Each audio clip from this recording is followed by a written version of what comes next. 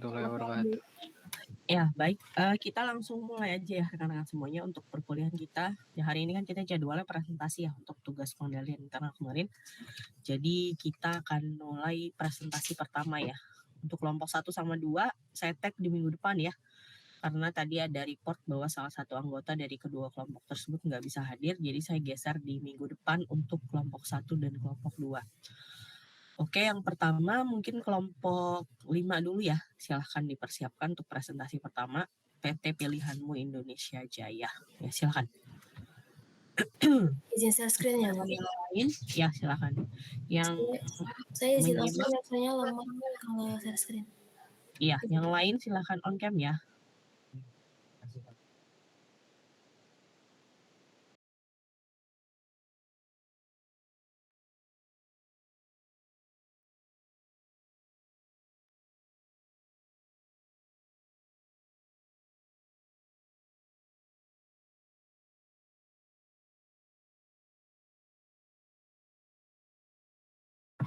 Udah bisa dimulai.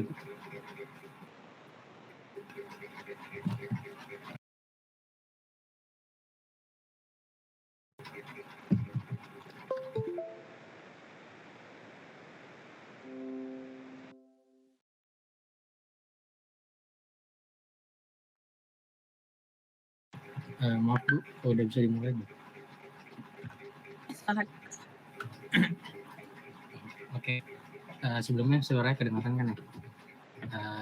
Oke, teman-teman dan Ibu, Assalamualaikum warahmatullahi wabarakatuh.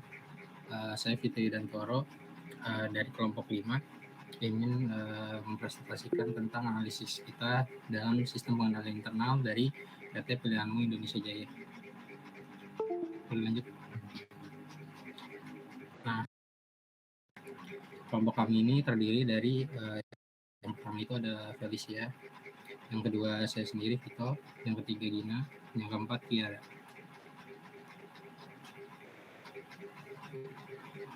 Nah, oke, langsung aja masuk ke pengendalian internal standar penilaian yang lanjut. Nah, yang pertama kita masuk ke lingkungan pengendaliannya. Nah, di lingkungan pengendalian itu yang pertama itu ada integritas dan nilai etika. Nah, ada dapat integritas dan nilai etika ini bisa meminimalisir tindakan kecurangan atau tidak jujur dari karyawan sehingga karyawan berperilaku sesuai dengan etika. Selanjutnya itu ada komitmen pada kompetensi. Ini menekankan bahwa personil perusahaan harus memiliki kemampuan dan pelatihan yang cukup untuk tugas yang mereka laksanakan dan perusahaan menentukan tingkat kompetensi yang dibutuhkan. Boleh next. Nah, lingkungan selanjutnya itu filosofi dan gaya manajemennya. Nah, filosofi itu menunjukkan seperangkat keyakinan dasar, yaitu menetapkan tujuan perusahaan, pelaksanaan bisnis perusahaan, serta hal-hal yang harus dilakukan dalam bisnis. Selanjutnya itu ada peran komisaris dan audit. Nah, ini membahas kewajaran pelaporan proses sistem keuangan, pengendalian internal, komentar dan rekomendasi yang signifikan terhadap kinerja dari manajemen.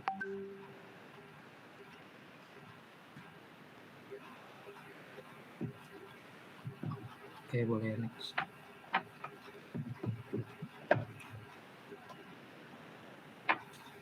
Nah, ini struktur dari organisasi PT Pilihanmu Indonesia Jaya, mungkin bisa dilihat dulu. Oke, boleh next. Nah, selanjutnya itu ada pelaksanaan wewenang dan tanggung jawab. Nah, pelaksanaan wewenang dan tanggung jawab itu melimpahkan wewenang diatur oleh sebuah struktur yang tertulis dalam uraian perusahaan. Dengan demikian karyawan di seluruh entitas diberi wewenang dan tanggung jawab terkait dengan fungsi mereka masing-masing. Dan itu kebijakan dan prosedur sumber daya manusia. Nah, PT Pilihan Indonesia Jaya ini memiliki SOP yang wajib dipatuhi dan diterapkan oleh seluruh pegawai. Nah, ini diterapkan untuk menghindari atau meminimalisir kelalaian ataupun kesalahan.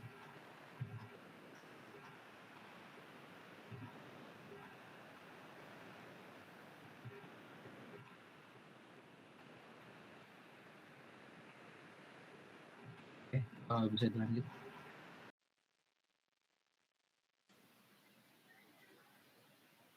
Terima kasih Vita atas kesempatannya. Saya akan melanjutkan pembahasan mengenai penilaian resiko. Jadi PT Pilihanmu Indonesia Jaya ini selalu berusaha dalam menangani dan mengambil langkah-langkah yang diperlukan dalam menghadapi dan menyelesaikan resiko yang mungkin terjadi dalam perusahaan. Langkah-langkah tersebut ada 3. Yang pertama ada tujuan entitas, yaitu mengoptimalkan pengelolaan yang dilakukan untuk mencapai rencana bisnis yang memiliki anggaran dengan tujuan yang realistis dan adanya insentif untuk pencapaian yang seimbang, dan manajemen telah membentuk dan mengkomunikasikan misi strategi bisnis perusahaan. Yang kedua ada tingkat aktivitas. Sumber daya yang dimiliki perusahaan telah mencukupi untuk pencapaian tugas dalam fungsi bisnis utama. Manajemen mengidentifikasikan apa yang benar atau di mana kegagalan harus dihindari untuk pencapaian tujuan perusahaan. Yang ketiga ada identifikasi risiko dan manajemen. Dalam mengatasi risiko dan manajemen, PT Pilihanmu Indonesia Jaya memiliki mekanisme untuk mengidentifikasi risiko bisnis dari penyediaan jasa yang telah diberikan. Boleh di next. Yang ketiga ada aktivitas pengendalian. Aktivitas pengendalian di PT Pilihanmu Indonesia Jaya meliputi adanya kebijakan, prosedur-prosedur yang dijalankan dalam perusahaan yang dapat menjamin bahwa sistem tersebut telah berjalan efektif. Aktivitas pengendalian PT Pilihanmu Indonesia Jaya ini ada 5. Yang pertama ada otorisasi transaksi dan kegiatan yang memadai. Berdasarkan penerapannya, PT Pilihanmu Indonesia Jaya dalam proses transaksi menggunakan MOU dan pembayaran secara termin. Hal ini berguna untuk mengikat antara kedua belah pihak agar tidak ada adanya tindakan lari dari tanggung jawab. Yang kedua ada pemisahan tugas. Struktur organisasi merupakan rangkaian pemisahan tugas kegiatan pokok perusahaan. Tujuan pemisahan tugas ini adalah untuk mencegah kesalahan dan agar dapat dilakukannya deteksi segera atas kesalahan dan ketidaksesuaian dalam pelaksanaan tugas yang dibebankan kepada seseorang. Boleh di next. Yang ketiga, desain dan penggunaan dokumentasi serta catatan yang memadai. Terdapat pencatatan yang akurat dan lengkap atas seluruh data transaksi yang terjadi. Jejak audit memfasilitasi pelacakan setiap transaksi melalui sistem, perbaikan kesalahan, dan diverifikasi output sistem. Next. Yang keempat, penjagaan aset dan pencatatan yang memadai. Penjagaan aset dan pencatatan yang memadai dilakukan dengan cara 1. Pembatasan akses, 2. Catatan aset dan informasi dipelihara secara fisik, 3. Catatan dan dokumen dilindungi dengan baik. Yang kelima ada independen atas kinerja. Pada PT Pilihanmu Indonesia Jaya selalu dilakukan cross-check terhadap seluruh pengkajian data-data yang ada, baik data transaksi, data aset, dan lain-lain. Hal ini bertujuan agar tidak ada kesalahan pencatatan. Next. Yang keempat ada informasi dan komunikasi.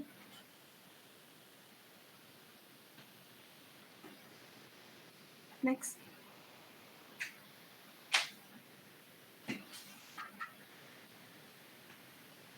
Sorry, keempat dulu, Tiara.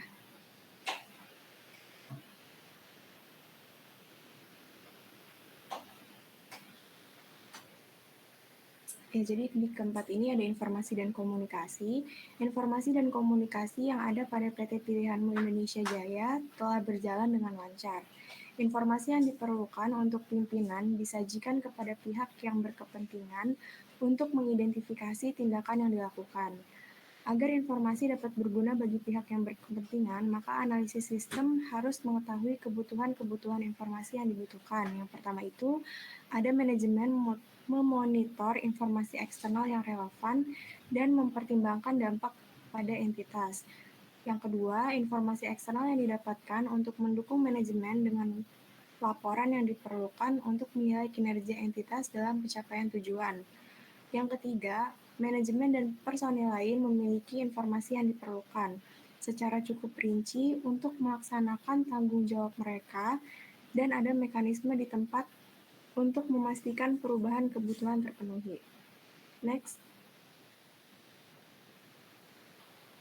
Yang terakhir, yang kelima ini ada pengawasan. Pengawasan dan penindaklanjutan adalah suatu proses menilai kualitas pelaksanaan pengendalian perusahaan yang dilakukan pada PT Pilihanmu Indonesia Jaya. Proses pengawasan biasanya dilakukan oleh manajer di setiap divisi, serta mengadakan perbaikan yang diperlukan. Upaya yang dilakukan perusahaan mengenai pelaksanaan pemantauan dalam kaitannya dan pelaksanaan pengendalian internal bimbingan karir dengan cara mengamati langsung apakah prosedur-prosedur telah dilaksanakan sesuai dengan ketentuan. Selain dari terpenuhinya unsur-unsur pengendalian yang dilaksanakan perusahaan untuk mengetahui sejauh mana sistem pengendalian internal ini dapat berjalan sebagaimana mestinya. Next. Materi selanjutnya akan disampaikan oleh Gina. Terima kasih Felis. Selanjutnya saya akan menjelaskan pengendalian internal aplikasi atau application control. Next. Yang pertama itu ada pengendalian preventif. Coba di next. Pengendalian preventif PT Pilihanmu Indonesia Jaya itu menerapkan pengendalian preventif berupa yang pertama membuat standar operasional produk atau SOP untuk setiap divisi yang ada. Kedua, pembatasan akses dalam mengakses data-data tertentu. Yang ketiga, dan melakukan cross-check atas seluruh bukti transaksi. Next. Yang kedua, ada pengendalian detektif. Next. Yang pertama, ada pemeriksa inventaris. PT Pilihanmu Indonesia Jaya telah membentuk penanggung jawab yang berkompeten dan terpercaya untuk melakukan inventory control, yaitu bagian kepala bagian dari masing-masing divisi. Setelah pembentukan penanggung jawab, tentunya keamanan harus ditingkatkan, salah satunya dengan menggunakan CCTV untuk bisa mengawasi kondisi sekitar. Pengklasifikasian produk inventaris kantor untuk menghemat waktu dan meminimalisir kesalahan pencatatan atau kemungkinan barang hilang. Pemantauan stok secara berkala untuk memantau ketersediaan barang inventaris untuk menyesuaikan jumlah barang inventaris kantor dengan catatan. Selanjutnya ada dilaksanakannya audit secara periodik. Perusahaan membutuhkan pengendalian dalam keuangan dan aktivitas bisnis perusahaan sehingga penilaian pemeriksaan guna mengevaluasi aktivitas perusahaan agar sesuai dengan standar yang telah ditetapkan perusahaan. PT Pilihanmu Indonesia Jaya memberikan tanggung jawab tersebut kepada Divisi Finance bagian internal audit. Adapun pengendalian dalam proses audit ini yaitu adanya pemeriksaan dan pengevaluasian mengenai memadai atau tidaknya pengendalian entitas dan untuk rekomendasi peningkatannya. Auditor intern bukan pihak utama yang bertanggung jawab atas pengendalian intern entitas. Selanjutnya ada evaluasi kinerja tiap divisi. Evaluasi kinerja dilakukan setiap seminggu sekali melalui retrospective meeting. Pembahasannya meliputi penilaian kinerja oleh masing-masing divisi bersama CEO, target yang telah diperoleh perusahaan, dan memperbaiki masalah dengan diskusi bersama. Next.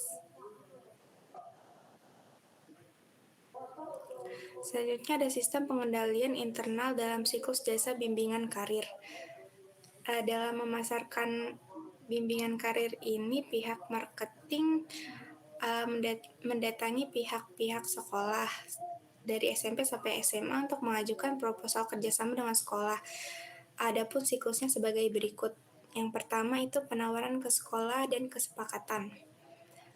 Pengendalian internal yang dilakukan itu bagian marketing mendatangi target customer dengan datang ke sekolah untuk menjelaskan mengenai pilih jurusan, lalu membuat kesepakatan dengan penandatanganan MOU yang akan dilanjutkan dengan pembayaran termin 1.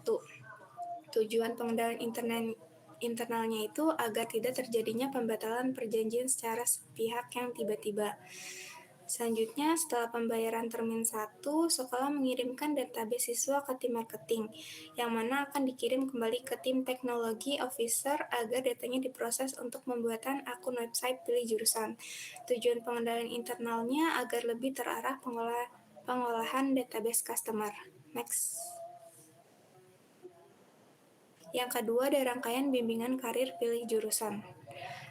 Yang pertama, adanya workshop online yang tanggung jawabnya ke bagian product officer, yang mana bagian product officer ini akan merancang seperti apa online workshop yang ingin diberikan untuk customer. Tujuan pengendalian internalnya ini agar customer bisa mengenali terlebih dahulu mengenai ada apa saja langkah-langkah yang bisa diambil. Selanjutnya ada tes psikolog online melalui website pilih jurusan. Setelah customer mengerjakan tes psikolog, maka tim product officer akan menyediakan kakak coach untuk customer melakukan coaching atas hasil tes psikolog tersebut. Tujuan pengendalian internalnya agar lebih memantapkan pilihan customer untuk memilih karir yang akan ia ambil nanti. Next. Selanjutnya akan dijelaskan oleh Tiara.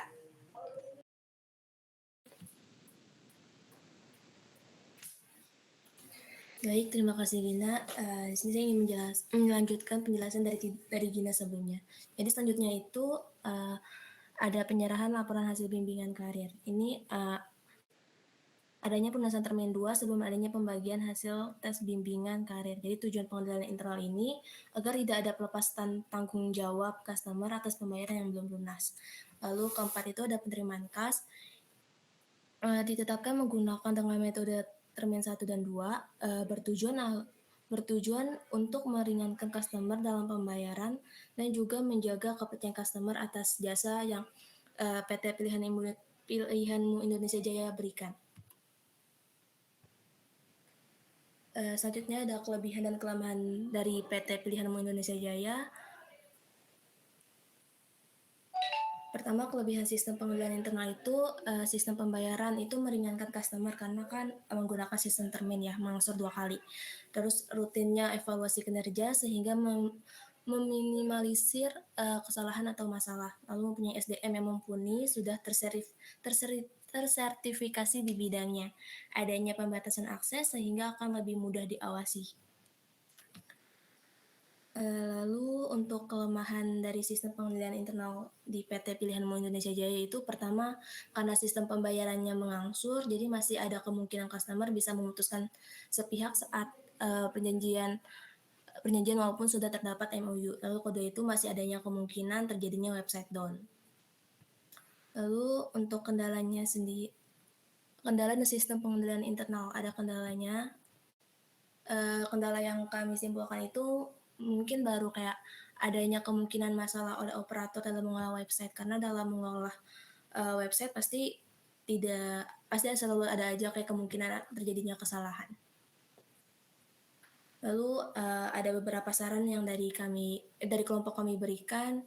Mungkin pertama itu menjalankan program antivirus secara rutin untuk mendeteksi infeksi virus. Lalu kedua, membuat surat perjanjian mengangsur dalam materai agar bernilai di mata hukum. Karena kalau MOU itu masih belum bisa buat diajukan buat nian hukum. Lalu ketiga itu menyediakan wadah untuk penilaian kepuasan pelanggan berupa kritik dan saran agar bisa menjadi bahan evaluasi perusahaan. Baik, sekiranya itu saja dari kelompok 5 mengenai pengendalian internal PT Pilihanmu Indonesia Jaya. Kurang lebihnya mohon maaf. Wassalamualaikum warahmatullahi wabarakatuh.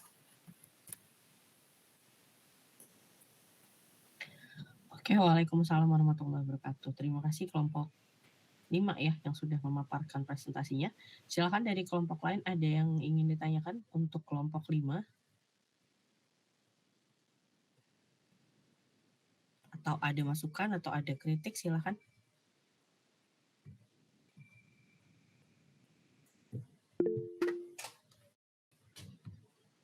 Iya, silakan. Nashwa duluan ya. Ada Davi sama Nashwa. Nashwa, silakan Nashwa. Saya dari kelompok 7 izin bertanya ke kelompok 5. Bagaimana menilai karyawan yang berkualitas pada suatu perusahaan? Terima kasih.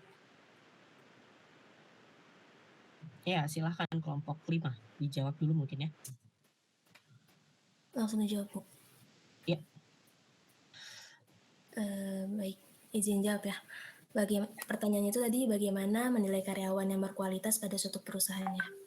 Jadi menurut kelompok kami, kualitas seorang karyawan dapat dilihat dari latar belakang pendidikan maupun pengalaman yang dimiliki. Jadi sebelum adanya perekrutan, itu kan pasti ada kayak pemeriksaan latar belakang dan kayak tahap wawancara, dan di situ kita juga bisa tahapan awal buat mengetahui gimana si karyawan yang akan dipilih itu. Lalu bisa juga dari evaluasi kinerja setiap bulanan. Kan di PT Pilihan Indonesia Jaya ini ada sistem evaluasi kerja setiap bulannya. Lalu yang kedua itu dapat dinilai juga dari cara bekerja itu karyawan tersebut. Yang mungkin tadi bisa dilihat, yang bisa jelasin juga ya. Jadi bisa dilihat dari bahan evaluasi yang dilakukan setiap bulannya itu. Terima kasih. Apakah terjawab, Naswa? Ya, makasih. Baik.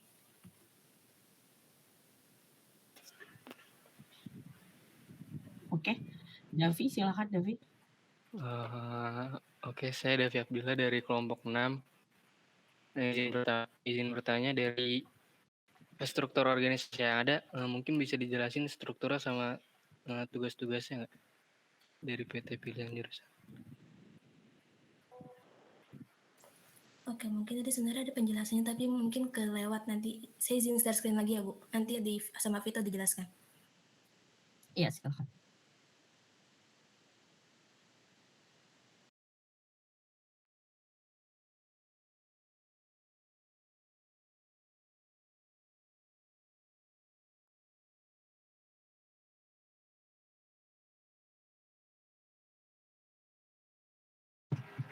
Oke, sebenarnya ini dijelasinnya di makalah di PPT cuma ini doang. Nah, jadi yang pertama tuh divisinya, yang pertama tuh ada yang paling kiri, kalau kalian lihat itu Chief Product Officer.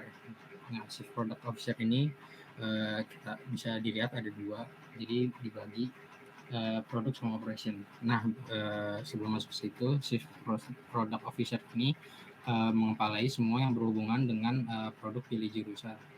Yang berhubungan dengan bagaimana konsumen atau pengguna aplikasi memanfaatkan produk untuk lebih mengenal diri sendiri. Oke, masuk ke dari divisi yang Chief Product Officer tadi ada Departemen Produk. Nah, Departemen Produk itu melakukan penelitian dan pengembangan tentang masalah-masalah yang terjadi di lingkungan pelajar tentang bagaimana dan faktor yang mempengaruhi produk pilih jurusan.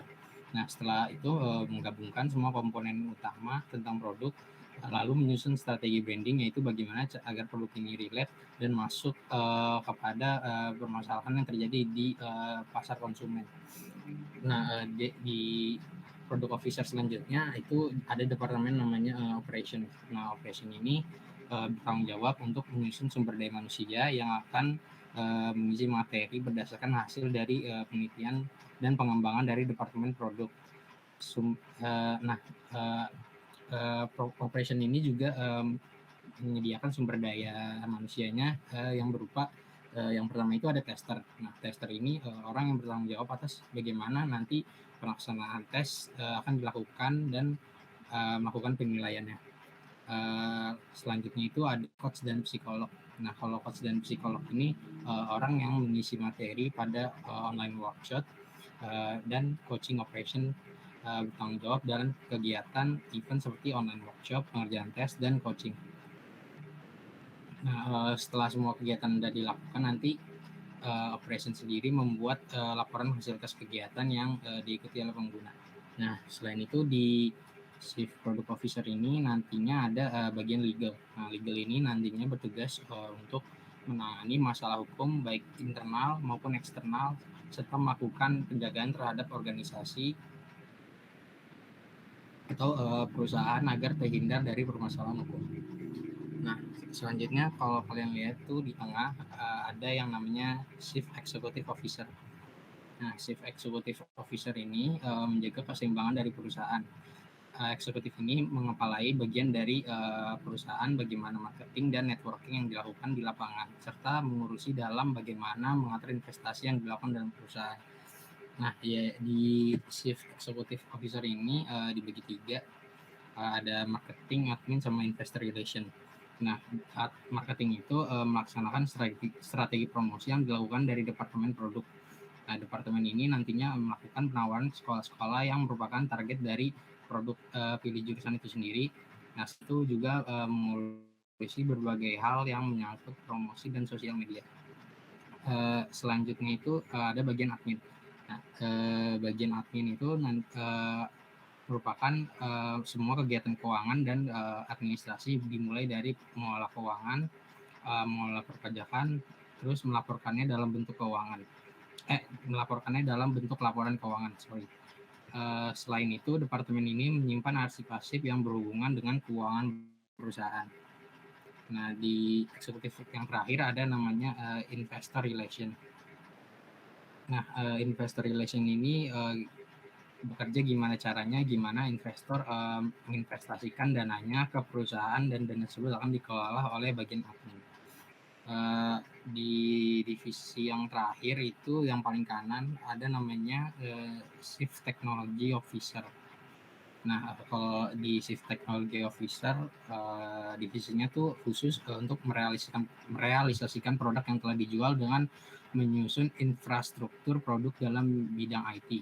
Karena produk pilih jurusan ini berbasis online. Nah, peran dari tim IT Technology Officer ini sendiri yaitu mengembangkan software berbasis web serta mengolah database dan informasi yang ada di web tersebut.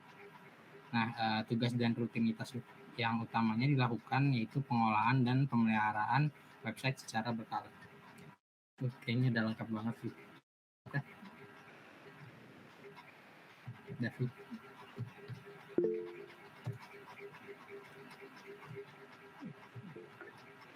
Ya, gimana Davi? Ada yang mau ditanggapi mungkin dari penjelasannya? Udah cukup, Bu. Oke. Nashwa Diva, silakan Nashwa. Mau nanya, Bu. Mhm. Buat kelompok kalian, menurut kelompok kalian, jika salah satu sarana pengendalian tersebut nggak ada, pengendalian internalnya bisa tercapai nggak? Makasih. Oke. Gimana? Kelompok 5 silakan. Ya, izin jawab ya, Bu. Jadi menurut kelompok kami itu kalau misalkan salah satu sarana pengendalian itu nggak ada, maka pengendalian internal itu nggak bisa dicapai. Kenapa? Karena misalnya di suatu perusahaan nih dia menetapkan kebijakan, tapi nggak ada prosedurnya atau prosedurnya itu nggak dijalankan. Maka kebijakannya itu akan sia-sia dan pengendalian internalnya juga nggak bisa tercapai. Atau contohnya lainnya itu misalnya di suatu perusahaan itu nggak ada divisi akuntansi atau staf akuntansi. Jadi gimana bisa perusahaan itu tahu mereka itu untung atau rugi, dan manajemen di dalam perusahaan nggak akan bisa ngambil keputusan karena nggak ada laporan keuangan yang bisa dinilai. Gitu, Najwa. Terjawab nggak? Terjawab. Makasih, Felis. Sama-sama. Oke, baik. Ada lagi silakan dari kelompok lain. Untuk Clarissa, Vito, Dava, Aulia, Anissa, Talia, Audi, Medina, Aldrik, Nabila, Nisa, Dini, Arik, Haidar, Tesalonika, dan Nicholas. Bisa on cam ya, silahkan kalau misalnya tidak ada masalah terkait jaringan atau apapun. Oke, silahkan kalau ada pertanyaan. Bu, Ya. saya mau restart Google Meet dulu soalnya di sini agak hujan jadi agak lambat. Izin restart dulu. Apa nanti? Baik. Ya, silakan. Ya, mungkin sambil menunggu kelompok lain, saya ada pertanyaan sedikit ya, sebenarnya mau make share aja sih. Ini kalau dari PPT yang saya baca kan itu atau dari makalahnya juga gitu ya, tadi saya compare, untuk sistem pengendalian di sini kan dibagi ya sama rekan-rekan kelompok 5. Ada sistem pengendalian yang memang sifatnya menghandle atau mengkontrol transaksi atau aktivitas bisnis yang sifatnya itu manual, tapi ada juga yang mengontrol aktivitas yang sifatnya melalui sistem, gitu kan ya. Kalau saya bisa simpulkan dari laporannya seperti itu gitu ya. Nah, cuma saya sebetulnya agak bingung di sistem pengendalian internal dalam siklus jasa bimbingan karir. Nah, sebetulnya pengendalian internal yang dilakukan dalam tahap tersebut gitu ya, dalam tahap proses bisnis siklus jasa bimbingan karir itu apa gitu ya. Karena kalau saya cek di sini tuh justru lebih ke proses malah ya. Proses bisnis awalnya seperti apa, kemudian nanti masuk ke mana, lalu berakhir di mana gitu ya. Contoh tadi untuk poin pertama itu ada penawaran ke sekolah dan kesepakatan. Nah itu kalau saya melihatnya itu adalah prosesnya seperti apa, kemudian rangkaian bimbingan karir pilihan jurusan juga itu menggambarkan sebuah proses juga gitu ya. Lalu ketiga dan keempatnya itu terkait dengan penyerahan laporan hasil, nah itu juga proses atau tahap ketiganya. Lalu yang keempat itu adalah proses juga gitu tahap ketiganya. Nah bisa nggak coba dijelaskan kembali gitu dengan bahasa pengendalian gitu ya, dalam arti apa sih gitu pengendalian yang dilakukan dalam bisnis si siklus jasa bimbingan karir ini gitu. Maksudnya dari proses bisnis tersebut, yaitu pengendaliannya seperti apa yang dilakukan gitu ya. Apakah biasanya kan kalau pengendalian itu berangkat dari resiko ya. Ada risiko apa nih dari proses yang dilakukan yang sudah berjalan gitu ya. Itu ada resiko apa, lalu dilihat gitu kira-kira dikontrolnya ini seperti apa ya, dengan cara apa ya, supaya nantinya itu si resiko tersebut tuh nggak melebar gitu ya, dan bisa kita minimalisir gitu ya. Nah, jadi berangkatnya dari resiko, mungkin resiko apa yang mungkin terjadi dari siklus si jasa bimbingan karir tersebut gitu ya. Nah, kemudian ada poin kendala di bawah satu lagi ya. Nah, kendala sistem pengendalian internal gitu ya. Yang dibahas itu kan dari awal sampai akhir itu kan pengendaliannya adalah ya itu ya tadi sifat itu ada pengendalian detektif gitu ya, ada aktivitas pengendaliannya apa aja, kemudian ada pengendalian internal aplikasi, lalu pengendalian preventif dan seterusnya gitu ya. Nah, cuma di sini kendalanya itu yang dicantumkan hanya kendala yang sifatnya itu terjadi pada si sistem itu sendiri gitu ya. Nah, padahal kan SPI itu kan bukan hanya bicara sistem digitally gitu ya, tapi bicara sistem pengendalian yang manualnya juga gitu kan ya. Nah, kendala yang dihadapi pun ini memang hanya yang sifatnya itu ya di sistem gitu ya, adanya kemungkinan kesalahan oleh operator dalam mengelola website gitu. Nah, apakah dalam manual, bukan dalam manual ya, maksudnya dalam sistem pengendalian yang sifatnya bukan by system, itu apakah memang ada kelemahan atau kendala lain gitu ya yang dihadapi atau memang nggak ada nih gitu. Nah, silakan dari kelompok 5. Baik Bu, izin menanggapi ya. Ya. Jadi pertamanya buat yang siklus bimbingan karir ya, kenapa kita menampilkan urut-urutan siklus juga, karena adanya urutan itu ada karena ada masalah gitu. Jadi misalkan pertama itu penawaran ke sekolah dan kesepakatan kan, itu kami cantumkan adanya pembuatan MOU. Jadi kenapa? Karena dalam ini tuh kayak harus ada kesepakatan yang biar ada yang mengikat gitu Bu. Jadinya adanya penawaran kesepakatan ini. Dan di situ juga dicantumkan juga ada penandatanganan MOU sama ada pembayaran secara termin. Itu dikarenakan biar pertama buat menjaga relasi antara hubungan baik antara dengan customer sama dengan biar nggak ada lepas tanggung jawabnya juga. Itu poin utamanya sih ya Bu ya. Nah terus untuk yang poin kedua rangkaian bimbingan karir ini adanya online workshop itu biar si customer ini lebih percaya dulu loh kayak sebenarnya apa aja sih yang kita butuh gitu. Jadi diadakan online workshop ini Bu. Nah lalu yang terakhir itu sebenarnya buat penyerahan laporan itu juga sebenarnya hampir sama juga kayak poin 1 buat pelunasan termin 2. Jadi kayak lanjutan dari yang poin 1 itu. Lalu kalau untuk yang kendala, mungkin di sini kelompok saya juga masih salah paham ya. Jadi kira saya tuh kayak kendala itu yang benar-benar yang sudah terjadi, yang lebih memungkinkan bakal terjadi. Jadi kami hanya mencantumkan yang pasti-pasti aja gitu, Bu. Terima kasih. Oke. Ya mungkin ada nanti diperbaiki sedikit ya untuk bahasanya yang sistem pengendalian siklus jasa bimbingan ya. Sebetulnya tinggal disebutin aja gitu prosedur sebab akibatnya lah, bukan prosedur ya, maksudnya sebab akibatnya gitu. Misalnya tadi kan disebutkan bahwa salah satu pengendalian itu ada MOU gitu ya supaya nantinya mengikat. Nah mungkin jelaskannya redaksinya seperti itu gitu ya supaya nantinya yang baca itu bisa lebih paham gitu bahwasanya pengendaliannya adanya penandatanganan MOU karena untuk apa gitu, karena untuk mengendalikan resiko kemungkinan terjadinya apa gitu misalnya. Nah kemudian tadi ada metode pembayarannya itu ada 2 termin. Lalu ketika dia jasanya bisa diserahkan semua hasil ujiannya gitu ya, hasil pembagian hasil tes bimbingan karya itu baru bisa diserahkan itu ketika termin keduanya itu lunas. Nah itu ada pemberlakuan peraturan seperti itu karena apa gitu, karena ada potensi resiko mungkin kalau misalnya dia nggak bayar duluan ya bisa jadi ketika hasilnya diserahkan itu ya dia nggak lunasin gitu kan ya, kabur gitu misalnya si customer. Nah itu kan resiko ya. Nah jadi menjelaskannya itu berawal dari si sebab akibatnya gitu ya.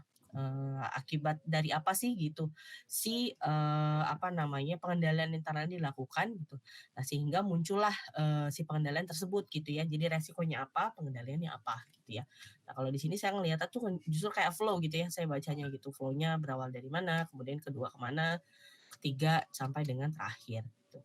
Nah kemudian terkait dengan kendala kendala itu memang maksudnya yang sudah dialami oleh si PT Indonesia Jaya ini gitu ya, Pilihanmu Indonesia Jaya. Dan memang yang dialami sama mereka itu baru ini gitu ya, baru terkait dengan kesalahan operator aja berarti selama pengendalian internal mereka tuh berjalan atau seperti apa? Sebenarnya buat kendala ini kayak ada miskomunikasi ya, karena beliau juga lagi ada event gitu. Jadi buat pertanyaan-pertanyaan terakhir ini belum dijawab. Jadi kita cuma buat menampilkan yang emang bakal terjadi. Jadi kita nggak berani buat nyantumin yang lain karena kita juga dia juga belum jawab gitu, Bu. Oh oke, baik. Berarti memang berdasarkan asumsi aja ya karena memang belum ada jawaban dari pertanyaan yang sudah diajukan kepada si PT Pilihanmu Indonesia Jaya seperti itu berarti ya? Iya, karena ini tuh kayak nanya satu-satu Bu by chat karena dia juga sibuk. Jadi ya gitu. Oke, baik kalau gitu. Oke, cukup.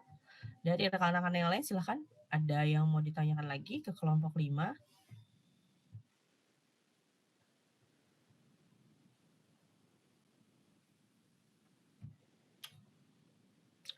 Cukup ya. Oke, baik. Kalau misalnya sudah tidak ada yang ingin ditanyakan ke kelompok 5, berarti sudah cukup ya. Terima kasih atas presentasinya untuk kelompok 5 ya. Kita lanjutkan ke kelompok yang lain ya. Sekarang kita ke kelompok 3 dulu ya. Silakan kelompok 3. Untuk PT Citra Dermaga Perkasa. Silakan dipersiapkan.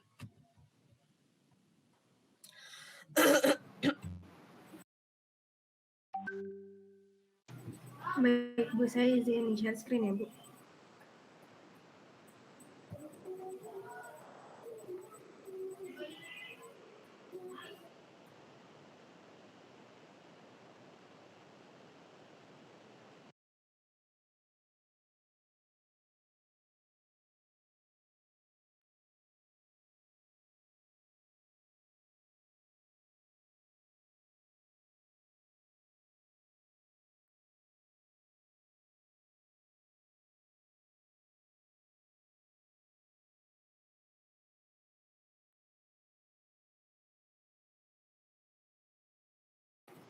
PPT-nya sudah terlihat belum ya?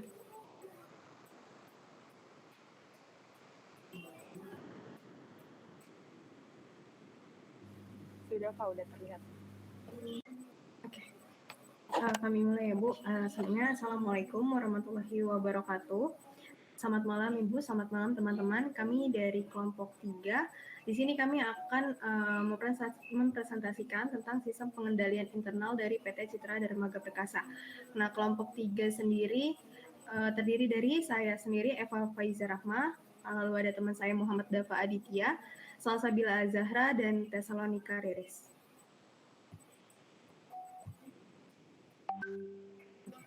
Pada presentasi kali ini, kami akan mempresentasikan sistem pengendalian internal dari PT Citra Dermaga Perkasa, di mana yang akan kami bahas yaitu yang pertama sistem pengendalian PT Citra Dermaga Perkasa, yang kedua sistem otorisasi dan prosedur pencatatan, yang ketiga praktik yang sehat PT Citra Dermaga Perkasa, yang keempat karyawan dengan mutu sesuai tanggung jawabnya, dan yang kelima kelebihan, kelemahan, dan kendala dari sistem pengendalian internal PT Citra Dermaga Perkasa.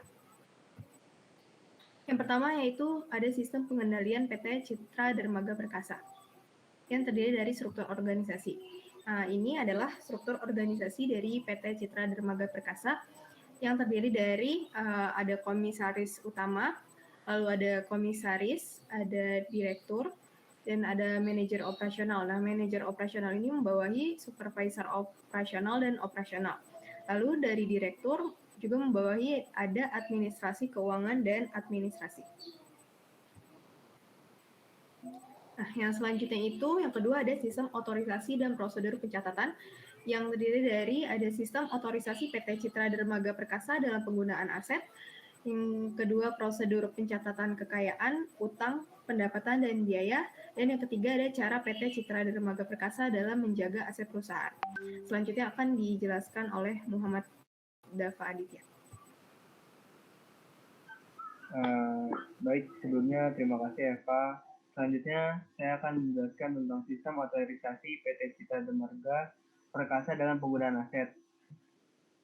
Sistem otorisasi merupakan salah satu unsur yang termasuk dalam pengendalian internal perusahaan dan termasuk unsur yang paling berpengaruh, karena kegiatan ini memberikan verifikasi dan persetujuan tambahan terhadap transaksi keuangan sehingga dapat mengurangi atau meminimalisir kemungkinan kecurangan dan kesalahan. Yang dimaksud sistem otorisasi adalah sistem yang menentukan apakah pengguna saat ini diizinkan untuk melakukan suatu tugas tertentu atau tidak. Sistem otorisasi pada perusahaan dapat dicapai antara lain dengan menggunakan pemisahan fungsi-fungsi bagian yang terkait dalam perusahaan. Sistem otorisasi dibagi menjadi beberapa macam. Salah satunya sistem otorisasi perusahaan dalam penggunaan aset perusahaan, yaitu sistem perusahaan yang digunakan untuk melakukan penggunaan aset perusahaan. Pada perusahaan yang kami wawancarai, memiliki dua sistem otorisasi dalam penggunaan aset perusahaan, yaitu keuangan dan peralatan atau kendaraan. Sistem otorisasi PT Citra Dermaga Perkasa dalam penggunaan aset perusahaan dibagi menjadi dua, yaitu aset berupa keuangan, kendaraan, ataupun peralatan. Dalam penggunaan aset yang berupa keuangan, perusahaan memberikan token bank berupa uang yang dipegang oleh direktur. Jadi, semua transaksi yang berhubungan dengan aset perusahaan yang berupa keuangan itu dilakukan dengan menggunakan token bank yang ditanggung-jawabi oleh direktur perusahaan. Dalam penggunaan aset yang berupa alat atau kendaraan perusahaan, diwajibkan bagi karyawan atau pegawai yang bekerja di PT Citra Dermaga Perkasa untuk mengajukan permohonan bila ingin menggunakan aset perusahaan yang berupa peralatan ataupun kendaraan yang harus diketahui oleh manajer dan disetujui oleh direktur.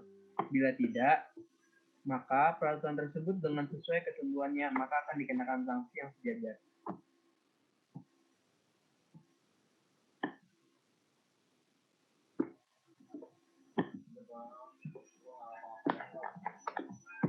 Lalu, saya akan menjelaskan tentang prosedur pencatatan kekayaan, utang, pendapatan, dan biaya. Unsur kedua yang tidak kalah penting dalam sistem pengendalian internal adalah prosedur pencatatan. Menurut Mulyadi, prosedur pencatatan adalah suatu urutan kegiatan, kriteria yang biasanya melibatkan beberapa orang dalam satu atau lebih yang dibuat untuk menjamin penanganan secara seragam transaksi perusahaan yang terjadi berulang-ulang kali. Prosedur pencatatan yang dilakukan oleh PT Citra Dermaga Perkasa terhadap kekayaan, utang, pendapatan, dan biaya dalam suatu transaksi dilakukan dengan menggunakan komputerisasi. di mana pencatatan tersebut dititik beratkan pada bagaimana sistem tersebut bekerja. Orientasi bergeser dari orang ke komputer atau computer oriented system menggunakan aplikasi akuntansi yaitu Accurate Deluxe Edition. Jadi, bila ada transaksi penerimaan uang, pengeluaran uang, pembayaran biaya-biaya, dan pendapatan yang diterima oleh perusahaan, semuanya itu akan dicatat dan diinput di dalam aplikasi Accurate PT Citra Dermaga Perkasa. Pencatatan terhadap transaksi-transaksi tersebut akan dilakukan oleh bagian perusahaan, yaitu bagian administrasi keuangan. Lalu, bagaimana cara PT Citra Dermaga Perkasa dalam menjaga aset perusahaannya? Dalam suatu perusahaan, diwajibkan untuk menjaga aset dalam suatu perusahaan tersebut. Karena adanya aset yang dimiliki oleh perusahaan dapat menghasilkan pendapatan serta bisnis perusahaan dapat terus beroperasi dengan baik dan lancar. Aset dibagi menjadi dua, yakni aset berwujud dan aset tidak berwujud. Aset berwujud yang memiliki bentuk fisik yang dapat dimanfaatkan oleh perusahaan, sedangkan aset tidak berwujud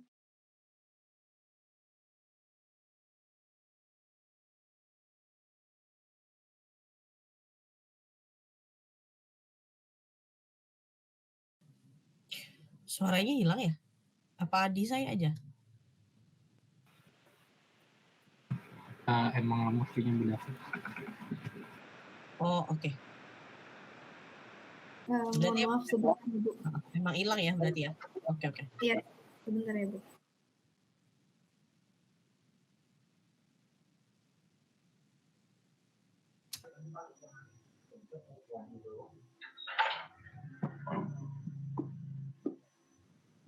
Bu, maaf Bu, tadi jaringan saya mati. Di mana ya Bu? Iya nggak apa-apa. Tadi sih saya dengar sampai yang ada 2 ini ya, keuangan dari slide ke-7 tadi kalau saya dengar terakhir. Oh iya dah. Tadi Ini saya ulang diulang ya Bu. Saya off-cam nggak apa-apa ya Bu? Soalnya takut jaringannya drop lagi. Ya, boleh. Silakan.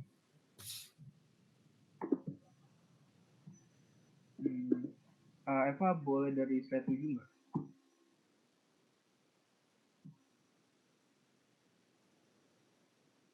Ini saya ulang aja ya Bu dari awal di slide 7-nya. Sebelumnya mohon maaf tadi jaringan saya agak error. Prosedur pencatatan kekayaan, utang, pendapatan, dan biaya. Unsur kedua yang tidak kalah penting dalam sistem pengendalian internal adalah proses pencatatan.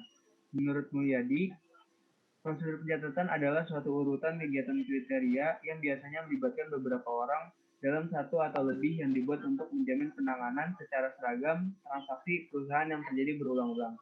Prosedur pencatatan yang dilakukan oleh PT Citra Dermaga Perkasa terhadap kekayaan, utang, pendapatan, dan biaya dalam suatu transaksi dilakukan dengan menggunakan komputerisasi, di mana pencatatan itu dititik beratkan pada bagaimana sistem tersebut bekerja. Orientasi bergeser dari orang ke komputer atau computer oriented system yang menggunakan aplikasi akuntansi yaitu Accurate Deluxe Edition. Jadi, bila ada transaksi penerimaan uang, pengeluaran uang, dan pembayaran biaya-biaya dan pendapatan yang diterima oleh perusahaan, semuanya akan dicatat dalam aplikasi Accurate PT Citra Dermaga Perkasa. Pencatatan transaksi-transaksi tersebut akan dilakukan oleh bagian perusahaan yaitu bagian administrasi keuangan. Lalu, cara PT Citra Dermaga Perkasa dalam menjaga aset perusahaan. Dalam suatu perusahaan, diwajibkan untuk menjaga aset dalam suatu perusahaan tersebut. Karena adanya aset yang dimiliki oleh perusahaan dapat menghasilkan pendapatan serta bisnis perusahaan dapat terus beroperasi dengan baik dan lancar. Aset dibagi menjadi dua, yaitu aset berwujud dan aset tidak berwujud. Aset berwujud yang memiliki bentuk fisik yang dapat dimanfaatkan oleh perusahaan, sedangkan aset tidak berwujud adalah aset yang tidak dimiliki bentuk fisik sehingga hanya dapat disimpulkan saja. PT Citra Dermaga Perkasa memiliki aset berwujud, yaitu peralatan dan kendaraan, yang dimana perusahaan itu menjaga aset peralatannya dengan melakukan pemeliharaan dan memeriksa kelayakan peralatan operasionalnya setiap bulan. Untuk aset kendaraan, PT Citra Dermaga Perkasa melakukan servis rutin setiap bulannya dan memperhatikan setiap bagian-bagian dalam keadaan tersebut. Eva, tolong next slide. Lalu, PT Citra Dermaga melakukan praktik yang sehat juga, yaitu yang pertama ada perputaran jabatan atau job rotasi PT Citra Dermaga Perkasa. Job rotating merupakan sebuah proses yang biasanya dilakukan pada sebuah perusahaan. Rotasi job merupakan perpindahan posisi pekerjaan karyawan secara periodik, secara horizontal, tanpa menimbulkan perubahan dalam hal gaji maupun pangkat atau golongan dengan tujuan mengatasi kejenuhan, meningkatkan pengetahuan dan keahlian karyawan sehingga ketika ada kekosongan jabatan bisa dengan mudah digantikan. Istilah lain dari rotasi kerja adalah rotasi jabatan, mutasi, pemindahan atau transfer untuk menciptakan atau meningkatkan efisiensi dan efektivitas kerja di dalam suatu organisasi. Pada PT Citra Dermaga Perkasa, ini tidak diterapkannya job rotating atau perputaran jabatan atau perpindahan posisi pekerjaan karena terbatasnya pegawai pada PT Citra Dermaga Perkasa dan dominan pekerjaan dikerjakan langsung di lapangan. Selanjutnya akan dijelaskan oleh teman saya, Salsa.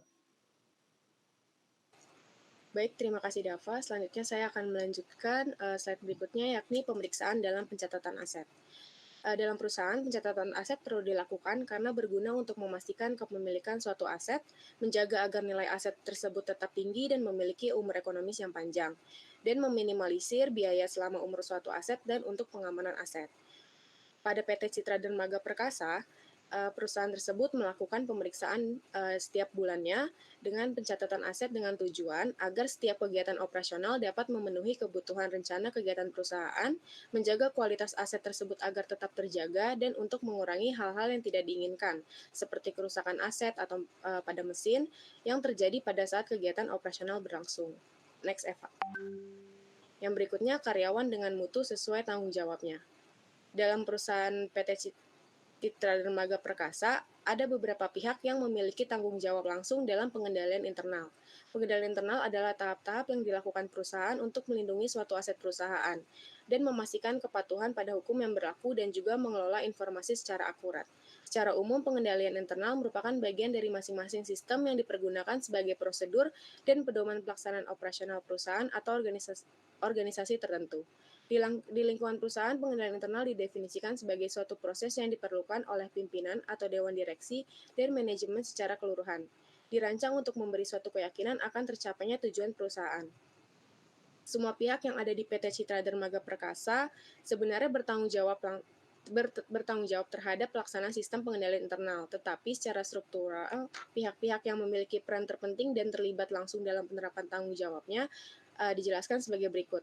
Yang pertama, pihak komisaris bertugas melakukan pengawasan secara aktif terhadap pelaksanaan sistem pengendalian internal secara umum, termasuk atas kebijakan direktur atas sistem pengendalian internal. Kemudian, komisaris juga memberikan saran untuk meningkatkan kualitas pelaksanaan fungsi kepatuhan kepada direktur dan juga memastikan bahwa direktur telah melakukan pemantauan dan penilaian atas efektivitas pelaksanaan sistem pengendalian internal. Yang kedua, ada pihak direktur, bertugas menciptakan dan memelihara sistem pengendalian internal yang efektif, serta memastikan bahwa sistem tersebut berjalan dengan baik sesuai tujuan yang ditetapkan oleh perusahaan. Yang kedua, bertugas untuk meningkatkan etika kerja dan integritas yang tinggi, serta menciptakan suatu kultur organisasi yang menekankan mengenai pentingnya sistem pengendalian internal. Kemudian, melakukan penilaian atas pelaksanaan sistem pengendalian internal pada perusahaan. Yang ketiga, ada pihak manajer yang bertugas mengidentifikasi dan menilai resiko terkait dengan pencapaian tujuan di divisi masing-masing. Kemudian menjaga efektivitas pengendalian internal yang sudah terbangun dan melakukan perbaikan-perbaikan yang diperlukan sesuai perubahan yang terjadi.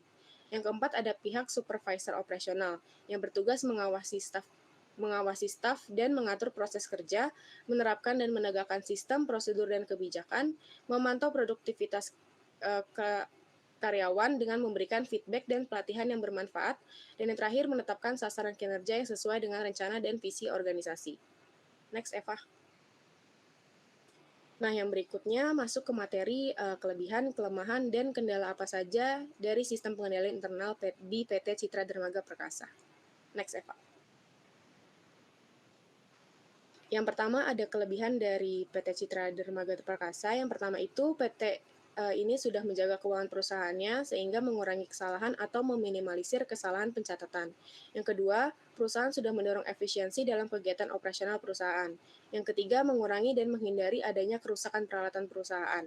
Yang keempat, membantu suatu entitas mencapai kinerja dan profitabilitas target dan mencegah hilangnya sumber daya.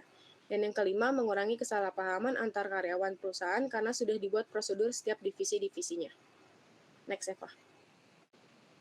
Untuk kelemahan, kendala, dan saran akan dijelaskan lebih lanjut oleh Tessa. Kepada Tessa dipersilahkan. Baik, terima kasih Salsabila. Sebelumnya saya mohon izin off cam dulu karena kendala jaringan. Selanjutnya, pada PT Citra Dermaga Perkasa memiliki kelemahan yaitu dalam perusahaan tidak dipatuhinya sistem pengendalian internal sehingga terjadi compliance error. Umumnya compliance error ini terbagi menjadi dua, compliance error intensional dan compliance error unintentional. Buat compliance error yang disengaja atau intensional yaitu perbuatan ketidakpatuhan karena kegagalan karyawan melaksanakan kebijakan, prosedur, dan teknik internal kontrol. Terus yang kedua ada compliance error yang tidak disengaja atau unintentional yaitu tindakan yang sifatnya insidental tetapi mengarah pada ketidakpatuhan terhadap kebijakan, prosedur, dan teknik pengendalian internal. Boleh di next ya Pak. Selanjutnya kendala pada PT Citra Dermaga Perkasa. Nah, pada perusahaan ini kendalanya itu dijabarkan bahwa terkadang manajemen mengabaikan kebijakan atau prosedur yang sudah dibuat oleh perusahaan. Selanjutnya adalah saran dari kelompok kami kepada PT Citra Dermaga Perkasa. Menurut kelompok kami, PT Citra Dermaga Perkasa sebaiknya memulai proses perputaran jabatan sebagai salah satu bentuk praktik yang sehat. Proses perputaran jabatan mampu meningkatkan kinerja karyawan sehingga dapat memberikan output yang lebih baik kepada perusahaan. Sekian penjelasan dari kelompok kami mengenai sistem pengendalian internal dari PT Citra Dermaga Perkasa. Mohon maaf jika ada salah kata. Wassalamualaikum warahmatullahi wabarakatuh. Ya, waalaikumsalam warahmatullahi wabarakatuh. Terima kasih kelompok 3.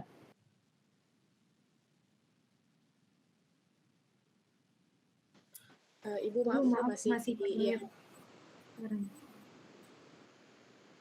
Oh ya, sorry. Ternyata masuk limit ya, sorry. Terima kasih kelompok 3 ya atas presentasinya.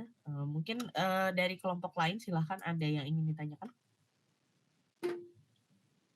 Ya silakan Nicholas dulu ya, silakan.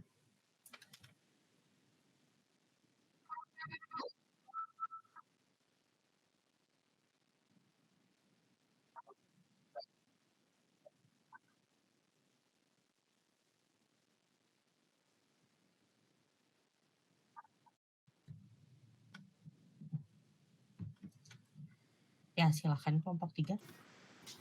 Baik Bu, mohon izin menjawab ya Bu. Untuk Nicholas, jadi kenapa dilakukan perputaran jabatan? Karena seperti yang kita ketahui, kinerja karyawan dapat terkadang mengalami fluktuasi yang disebabkan oleh lamanya masa periode jabatan sehingga mengalami rasa jenuh dalam menjalankan tugas divisi tersebut. Selain itu, kemampuan dan keterampilan karyawan juga tidak mengalami perkembangan pada skillnya atau hanya mampu mengerjakan satu bagian kerja saja. Tapi dalam menjalankan job rotating atau proses perputaran jabatan perlu diperhatikan juga kemampuan dari karyawan tersebut. Seperti keahlian yang dimiliki sudah memenuhi standar atau siap dalam menjalankan divisi tersebut atau tidak. Dan apabila terjadi proses perputaran jabatan yang tidak sesuai dengan kemampuan karyawan, maka akan terjadi juga kesalahan dan kegagalan dalam keberlangsungan perusahaan. Seperti itu Nicholas. Apakah sudah terjawab?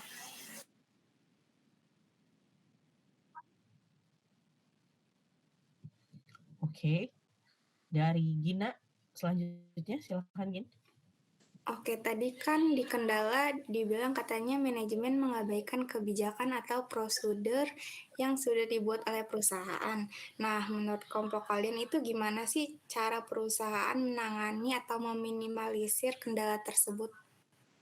Terima kasih.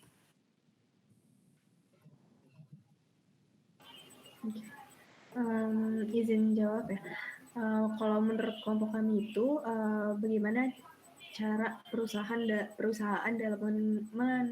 dalam menangani kendala tersebut, yaitu menurut kami itu perusahaan bisa lebih ketat dan lebih menertibkan kebijakannya, atau dari pihak perusahaan juga itu bisa menerapkan seperti penalti atau pemotongan gaji jika ada atau jika terdapat karyawan atau pihak manajemen yang mengabaikan prosedur perusahaan gitu, seperti diberi SP seperti itu. Kalau menurut kelompok kami seperti itu, Gina.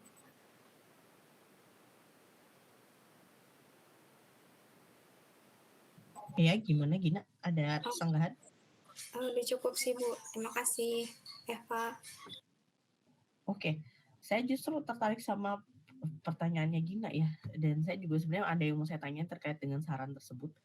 Di sini kan saran itu menurut kelompok kami PT Citra Dermaga itu sebaiknya memulai proses job rotating gitu ya, sebagai salah satu bentuk praktik yang sehat. Nah, karena perputaran jabatan mampu meningkatkan kinerja karyawan sehingga dapat memberikan output yang lebih baik kepada perusahaan. Jadi hanya satu gitu ya sarannya, itu adalah job rotating.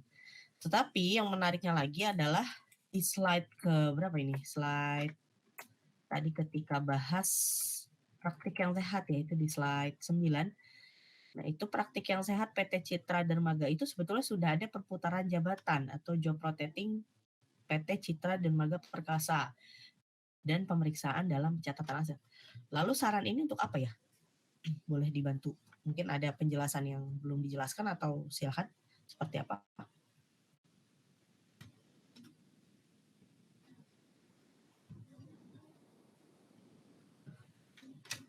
Sehingga akhirnya job rotating itu menjadi saran dari kelompok 3 gitu untuk akhirnya diterapkan. Jadi kan memulai ya, sebaiknya memulai. Nah, sedangkan di praktek yang sehat itu udah ada tuh job rotating. Nah, kenapa dijadikan saran lagi gitu sih yang mau saya tanyakan.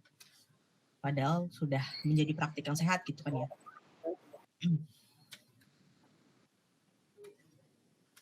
Mungkin dari kelompok kami mau izin jawab. Jadi itu di PP kami, kenapa kami di situ sebenarnya naruh job rotating, kan di sini kami menganalisa, Bu. Nah, menganalisa dalam praktik dalam praktik yang sehat itu biasanya dalam perusahaan itu ada perputaran jabatan seperti itu, Bu. Terus lalu kita menganalisis di PT Citra Dermaga Perkasa ini. Jadi kita itu mengetahui bahwa di PT Citra Dermaga Perkasa ini tidak ada job rotating, makanya kita menyarankan agar di PT Citra Dermaga Perkasa ini untuk mengadakan job rotating ini, Bu, supaya dalam pelaksanaan praktik yang sehatnya ini lebih lebih efisien dan lebih maksimal seperti itu sih, Bu. Jadi sebelumnya tuh di PT Citra Dermaga Perkasa ini belum ada si job rotating ini, Bu, seperti itu. Ini juga di slide 10 dijelaskan tidak diterapkannya job rotating ya. Nah, kemudian Ya. Nah itu kenapa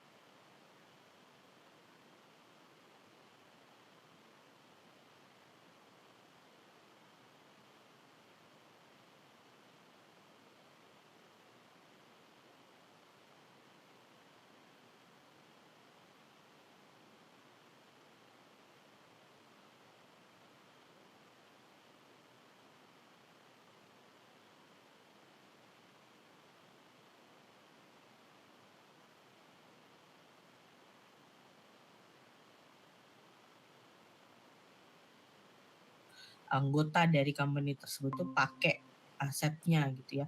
Nah, berarti kan itu memang sudah terlaksana gitu ya. Jadi timpang gitu saya melihatnya, kenapa ditaruh job rotating sedangkan dia belum belum menerapkan si perputaran jabatan tersebut di PT Citra Dermaga Perkasa gitu kan ya. Nah, berarti kan praktik yang sehat yang sudah jadi perbedaan sudut pandangnya aja sih ketika membaca gitu ya orang ketika menyaksikan presentasinya. Jadi sebetulnya praktik yang sehat yang dimaksud ini yang memang sudah terlaksana atau belum ya seperti itu gitu jadinya.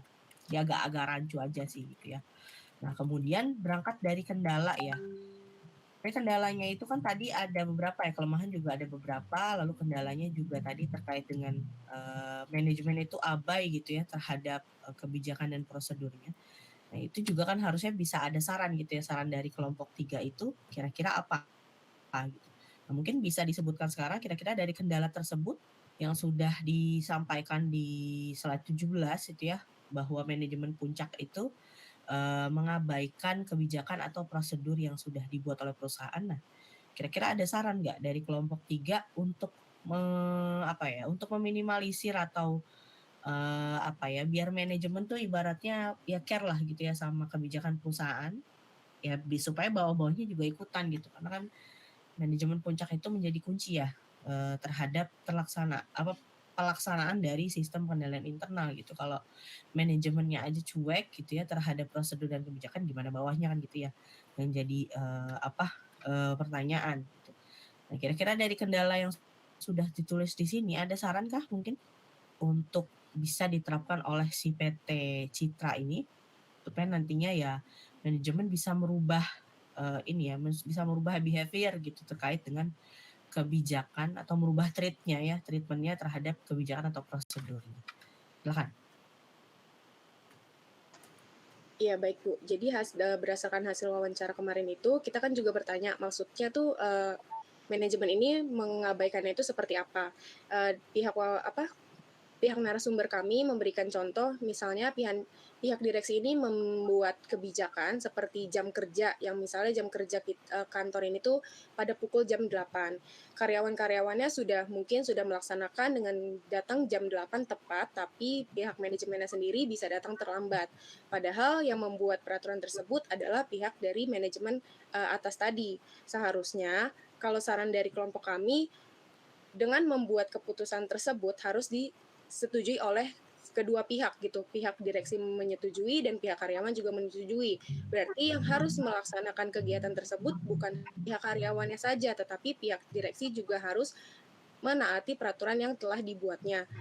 Terus mungkin bagi kami sarannya bukan hanya pihak karyawan yang melakukan pelanggarannya saja yang mendapatkan sanksi, tapi pihak direksi juga mungkin bisa mendapatkan sanksi gitu Bu, agar semua pihak itu dapat merasakan punishment dengan tidak melaksanakan kebijakan yang telah dibuat oleh pihak direksi tersebut. Seperti itu sih Bu kurang lebih. Oke baik, berarti menerapkan sanksi itu ya yang berlaku untuk semua top manajemen ya terkait dengan pemberlakuan kebijakan ataupun prosedur yang sudah ibaratnya disahkan ya atau sudah diberlakukan di dalam satu company. Berarti SOP-nya yang menyetujui atau yang memvalidasi, bukan validasi ya bahasanya, meresmikan dalam tanda kutip ya, meresmikan si SOP-nya itu berarti siapa kalau di PT Citra Dermaga saat ini? Maksudnya peraturannya lah ya, peraturan perusahaannya itu yang membuat dari sisi siapa gitu maksudnya. Kalau itu sendiri kami kemarin kurang mendalam sih Bu, karena menurut kami itu terlalu bagian internal perusahaan, jadi kami juga kurang enak untuk bertanyanya. Tapi asumsi kami dengan narasumber menyebutkan pihak direksi, menurut kami SOP itu ditandatangani oleh pihak direksi dan beberapa karyawan sih Bu. Sepertinya seperti itu. Oke baik, berarti dari sisi direksi ya yang mengesahkan atau memberlakukan dari peraturan yang sudah berjalan di PT Citra Dermaga Perkasa. Oke baik, thank you kelompok 3. Mungkin dari kelompok yang lain silakan kalau masih ada pertanyaan. Tadi kalau nggak salah Tiara Raisen ya, mungkin ada yang mau ditanyakan lagi. Tiara silakan. Sebenarnya kurang lebih sama sih Bu sama kayak gini pertanyaannya. Nah, tapi saya pengen kayak masih penasaran aja gitu kayak kan mereka kan mengabaikan ya. Mengabaikan berarti kan pasti selama ada pengabaikan itu pasti ada yang melanggar gitu kan. Berarti kan pasti adanya yang menghambat dalam suatu sistem si perusahaan ini. Dan sampai sekarang berarti belum ada ya kayak perusahaan itu ngambil tindakan dari adanya kendala-kendala itu. Kayak saya bingung aja soalnya kok diabaikan gitu Bu. Itu aja sih Bu. Iya, silakan kelompok 3. Kalau pihak kami Leva. Nggak boleh. Oke. Untuk masalah itu sebelumnya dari kelompok kami sih kurang mendalami ya Bu, sama kami itu tidak bertanya sampai sedetail itu, soalnya balik lagi menurut kami kalau untuk kayak sudah ada beberapa pelanggaran yang dilakukan oleh karyawan itu menurut kami masih termasuk privacy si perusahaan Bu, jadi kami juga nggak berani itu untuk bertanya dalam hal itu gitu. Seperti itu Tiara, mohon maaf. Baik, paham. Makasih ya Pak. Sama ini sih Bu, saya mau menambahkan dari jawaban Eva. Kalau PT ini kan bergerak di bidang dermaga ya, jadi ada yang di kantor dan ada yang di lapangan atau pelabuhan gitu. Jadi pihak direksi ini tuh juga tidak bisa sepertinya tidak bisa menghandle pihak yang di kantor dan pihak di lapangan. Jadi misalnya ada karyawan yang telat di lapangan, tapi direkturnya itu lagi di kantor, jadi tidak mengetahui gitu loh adanya keterlambatan atau pelanggaran seperti itu sih kayaknya Bu, kurang lebih. Oke, gimana Tiara? Ada yang mau disanggah lagi atau? Tidak Bu, udah masuk akal. Terima kasih Bu. Oke, baik. Mungkin ini sekedar masukan lagi ya buat kelompok 3 ataupun kelompok lain yang merasa tidak enak ketika mewawancara. Kita itu kan menggali informasi terkait salah satunya pengendalian internal. Memang pengendalian internal itu sifatnya intern gitu ya. Pengendalian internal ya pengendalian untuk internal perusahaan gitu. Tapi terkait dengan punishment gitu ya, punishment yang terjadi itu kan bentuk dari pengendalian resiko yang terjadi gitu ya. Resikonya adalah ya tadi itu kemungkinan si karyawan itu abai gitu. Bahkan manajemennya sendiri pun abai gitu ya. Nah, pengendaliannya apa? Nah, kan itu yang mau digali sebenarnya ya. Pengendaliannya apa gitu. Pengendalian misalnya tadi mungkin buat peraturan buat apa namanya terhadap si pelanggarnya itu ada hukuman tertentu misalnya SP sekian gitu ya. Kalau ternyata sudah melanggar sekian kali gitu, baik untuk pihak karyawan yang sifatnya level down ataupun level up gitu ya. Nah, dikasih hukuman dengan hukuman yang sama gitu. Misal ketika mereka melanggar peraturan yang sama. Nah, itu kan baru potensi resiko ya, baru potensi resikonya. Nah, intinya kan di pengendaliannya gitu. Nah, pengendaliannya apa gitu terhadap resiko tersebut. Nah, kalau kita tidak enak menggali itu berarti kita nggak dapat jawabannya. Gitu ya, yang jadi kesimpulannya gitu. Padahal yang mau kita gali itu triknya company loh untuk mengatasi kendala ini atau mengatasi kelemahan-kelemahan ini atau mengatasi resiko-resiko yang sudah dianalisa tadi gitu ya. Entah terhadap kontrol aset ataupun kontrol terhadap laporan keuangan ataupun fraud lainnya gitu yang terjadi yang mungkin terjadi di dalam satu proses bisnis perusahaan gitu ya. Kita udah dapet nih resikonya gitu ya. Tapi ketika kita mau menanyakan pengendalian dari company atau kontrol dari company tersebut seperti apa, kita tertahan karena kita merasa itu privasinya company. Kita nggak akan dapat jawaban pengendalian mereka seperti apa. Padahal inti yang mau kita tahu itu adalah pengendaliannya mereka apa terhadap risiko tersebut. Gitu ya. Berarti nggak dapat nih jawabannya kalau ternyata kita terhalang dengan privasinya company. Gitu ya. Padahal itu ranah pengendalian internal yang mau kita gali sebetulnya. Yang mau kita cari lebih lanjut gitu. Praktiknya di dalam satu company itu seperti apa sih gitu untuk mengatasi resiko-resiko tersebut. Gitu ya. Jadi next-nya gitu misalnya mungkin ada wawancara di kelompok bukan kelompok ya mata kuliah lain mungkin nanti mungkin ke entitas perusahaan ataupun entitas lainnya gitu ya, tanyain aja gitu nggak apa-apa ya, kecuali memang ada border yang dipasang sama si pihak company-nya. Katakan ketika kita wawancara, misalnya katakan Bu, kalau misalnya pihak manajemen ini melanggar, apakah sudah ada pengendaliannya ataukah seperti apa gitu? Apakah ya udah dibiarin aja gitu si pihak manajemen ini melanggar peraturan?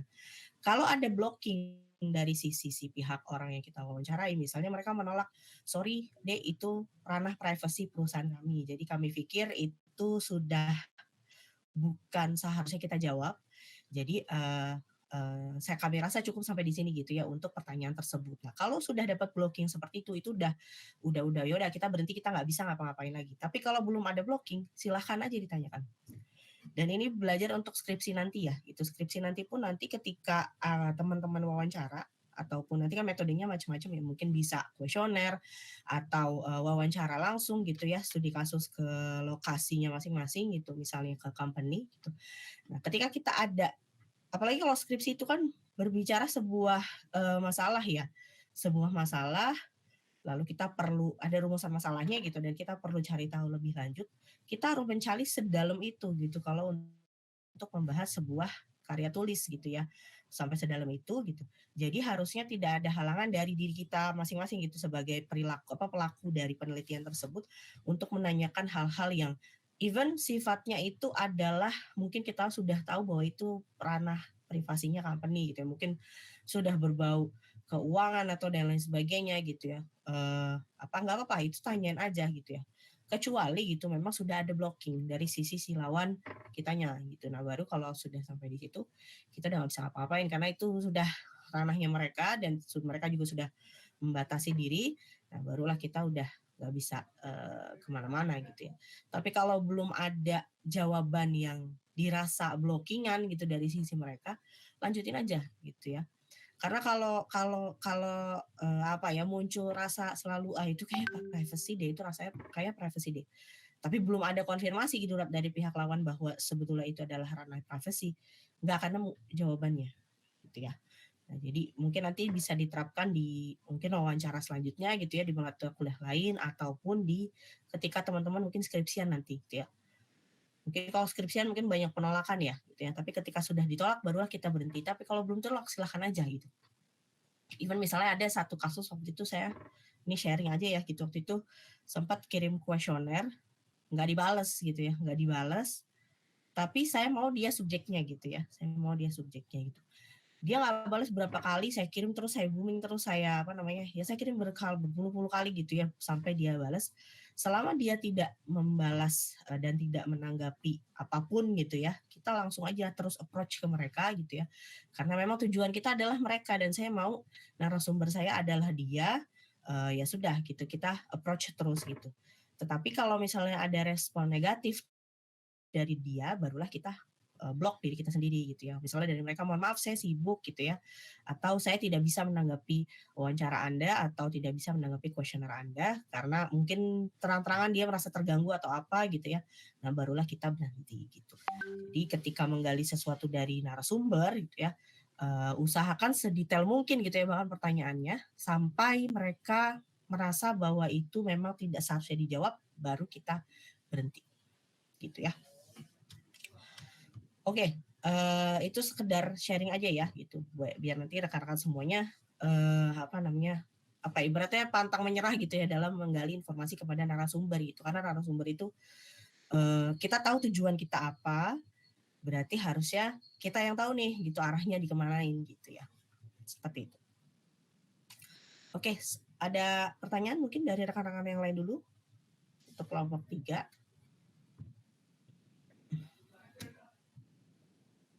Belum ya?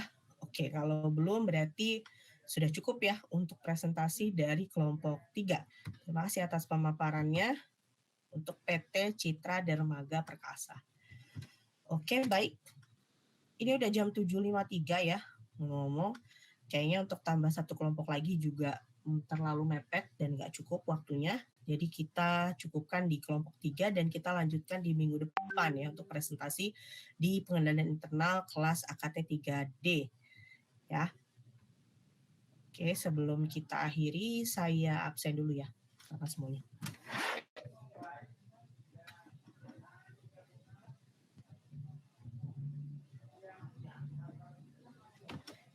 Hari ini minggu ke-11 ya.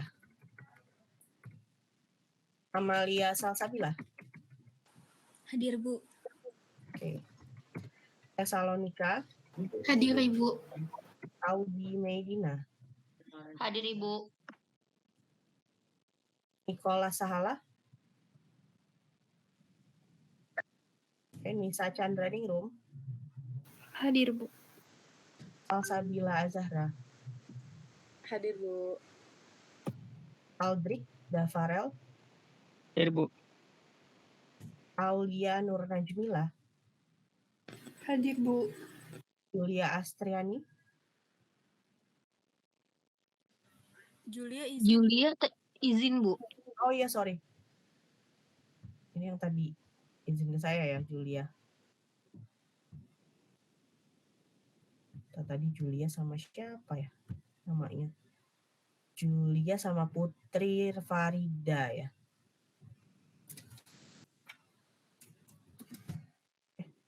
Anissa Fitri.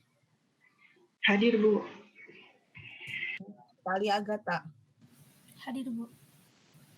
Astrid Diana. Hadir, Bu. Tiara Nur Cahyani. Hadir, Bu. Parisa Putri. Hadir, Bu. Vito Yudantoro. Hadir, Bu. Haidar Marwan. Hadir, Bu. Ashwa Diva, Hadir, Bu. Davi Abdillah, Hadir, Bu. Ashwa Sabrina, Hadir, Bu. Feliciana Pradita, Hadir, Bu. Nabila Atika, Hadir, Bu. Eva Faiza, Hadir, Bu. Ina Zafira, Hadir, Bu. Dini Oktavia, Hadir, Bu. Muhammad Dava Darmawan, Ada, Bu. Putri Sakit ya. Elsha Sabrina, Hadir, Bu.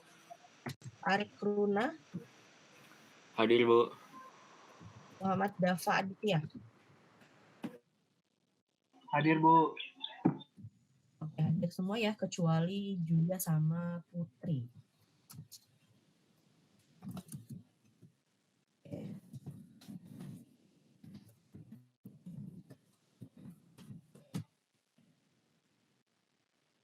Oke. Kalau gitu berarti cukup untuk pertemuan kita. Sebelum kita tutup ada pertanyaan dulu? Ibu tadi kan yang kata buat yang siklus itu saya dikumpul ulang apa gimana, Bu? Ini kelompok yang pertama ya? Iya, Bu, kelompok Tadi. Iya boleh, itu direvisi ya, diperbaiki aja sih supaya nantinya mindset ketika membaca itu, ini belajar untuk menyusun kalimat ini ya, kalimat yang nantinya bisa dimengerti oleh pembaca gitu maksudnya. Karena dari judulnya sama isinya agak kurang sinkron, jadi silahkan diperbaiki. Ya. Baik, dikumpul lagi ke link yang itu drive kemarin. Baik. Ya betul. PPT-nya atau sama makalahnya juga, Bu? Sama makalahnya. Kalau makalahnya juga saya lihat masih ada kesamaan ya. Oke, terima kasih, Bu. Ya. Oke, ada lagi? Cukup ya. Oke, baik. Kalau sudah tidak ada pertanyaan atau hal-hal yang ingin didiskusikan kembali, kita ketemu lagi di minggu depan ya. Rekan-rekan semuanya masih di dalam tugas pengendalian internal. Selamat malam. Terima kasih atas kehadirannya dan kerjasamanya. Wassalamualaikum warahmatullahi wabarakatuh. Waalaikumsalam. Terima kasih, Bu.